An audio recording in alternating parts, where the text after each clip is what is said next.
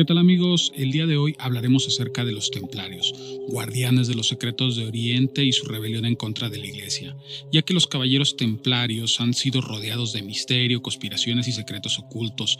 Estos fueron fundados en 1119 e inicialmente solo eran un grupo de monjes guerreros con el propósito de proteger a los peregrinos cristianos en la Tierra Santa. Pero con el tiempo su poder, riqueza y conocimiento prohibido se convirtieron en una amenaza directa para la Iglesia y las monarquías europeas.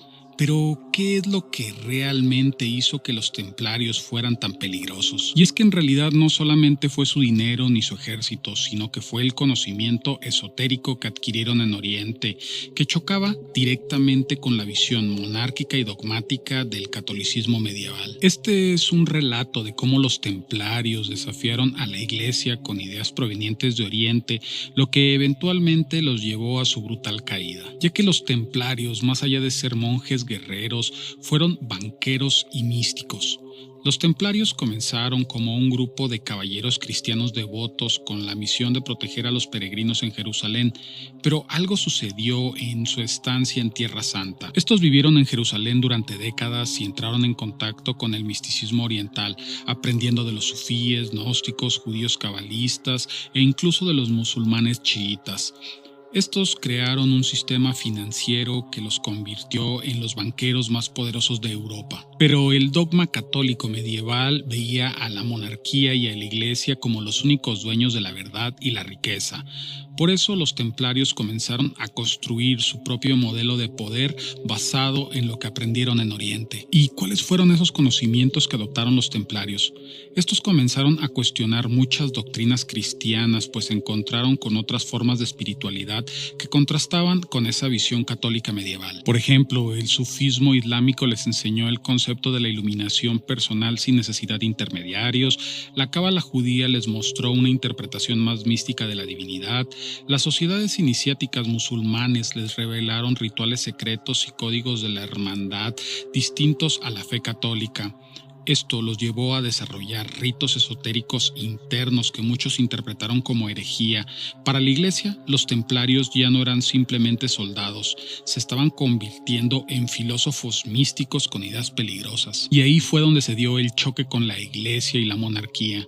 Los templarios no simplemente desafiaron el control religioso de la Iglesia con su nueva visión esotérica, sino que también crearon un sistema económico que les dio independencia absoluta.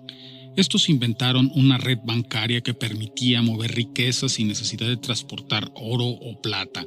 Crearon una orden que no dependía de ningún rey o papa. Estos se convirtieron en prestamistas de las monarquías europeas, incluyendo al rey Felipe de Francia. Esto hizo que la Iglesia y los monarcas europeos los vieran como una amenaza. La Iglesia necesitaba mantener su dominio absoluto sobre la fe y el dinero, pero los templarios se convirtieron en una potencia por sí mismos. Y ese fue el punto de inflexión, cuando el Papa y el rey de Francia se dieron cuenta de algo. No podían controlarlos. Ahí es donde se da la caída de los templarios por su herejía y la persecución en 1307.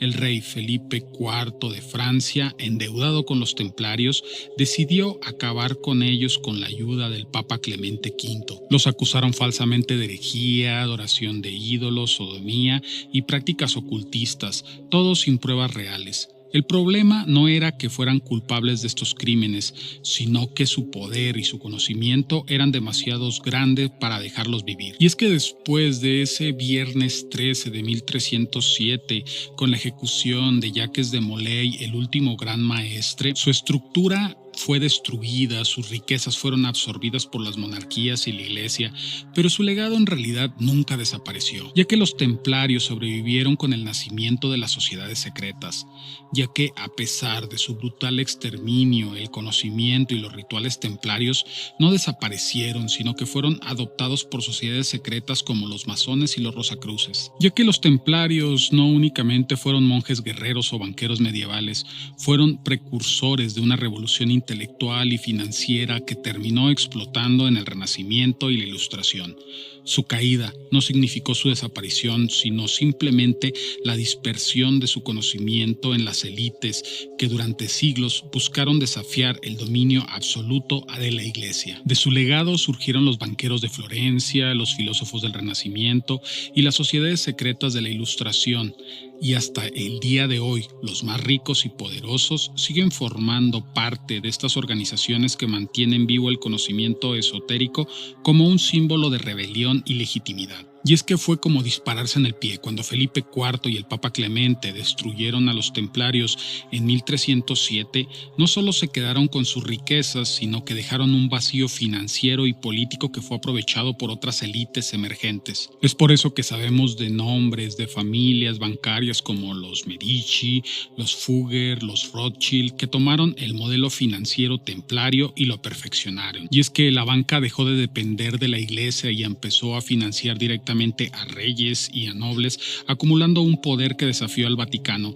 De hecho, aún en día tenemos lo que es la deuda. Y es que eso fue el Renacimiento. Fue una revancha contra la Iglesia y su monopolio del conocimiento, ya que durante la Edad Media el Vaticano controlaba la educación y la ciencia, pero con la caída de los templarios y la expansión de la banca privada, los ricos empezaron a financiar su propia visión del mundo, justo como vemos en la política de hoy en día. Y también el esoterismo tuvo un renacimiento, ya que en esas universidades renacentistas se recuperaron textos ocultos de Grecia, Egipto y el mundo islámico con ideas cabalísticas y herméticas. Y ya fue hasta el siglo XVII la culminación en esta lucha donde las élites intelectuales y económicas se unieron para debilitar el poder del clero y la monarquía católica. Y bien amigos, hasta aquí este pequeño episodio. Ya saben que si ustedes quieren agregar algo, no duden en dejarlo escrito abajo en la caja de comentarios. Tampoco se olviden en dejar su like y en suscribirse, pero si han llegado hasta el punto de este video, no me resta más que agradecerles y desearles un excelente día.